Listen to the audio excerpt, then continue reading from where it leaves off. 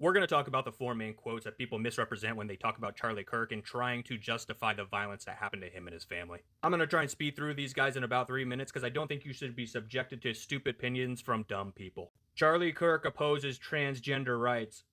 He believed that transgender people deserve the same amount of legal rights and rights as every other citizen. He had two main problems with the transgender rights movement. The first one was having taxpayer dollars fund your transgender surgeries. He believed if you wanted that and you were a grown adult, you should just pay for it yourself and not have other people pay for it, and I agree with him. The second part to this is gender affirming care for minors. He didn't believe that minors were wise enough or mature enough to be making that decision for themselves, specifically about surgeries and also about hormone therapy, things that were ultimately going to affect them for the rest of their life. He didn't think that they would have the foresight in order to do that, and most people don't either. This is why we limit them being able to buy alcohol and smoking. And the second is Charlie Kirk doesn't like empathy, and therefore I shouldn't be empathetic towards what happened to him.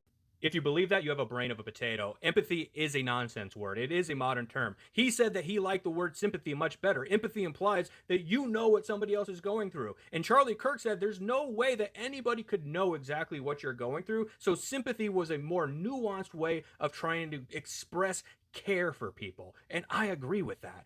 I'd rather somebody be sympathetic to my cause and attempt to understand what I'm going through than to sit there and pretend like they know exactly what I'm going through. Charlie Kirk believed that the Civil Rights Act was a mistake and black people shouldn't have rights. If you believe that, again, you have the brain of a potato. Charlie Kirk spoke extensively about how the Civil Rights Act was ultimately a good thing and well intended, but in the government's hands, it was twisted and ultimately hurt the black community. And let me give you some examples. First and foremost, the government used it to institute a ton of different laws, like DEI laws that were focused on equity instead of equality. Not to mention, Charlie Kirk spoke extensively about black economics and the fact that black people had more wealth before the Civil Rights Act than they do today. And that's because the government got involved with black communities and specifically tore down the family structure of black families. And fourth quote is that Second Amendment deaths are worth it, and we all just got to live with them. What Charlie actually believed is that rights come with responsibilities, that freedoms are inherently going to come with some problems. And if we ultimately want to be a free society, we are going to have to deal with those problems. For example, if you are a First Amendment advocate, you like free speech, that doesn't mean that it is okay for somebody to come and slander you. That is why it's against the law,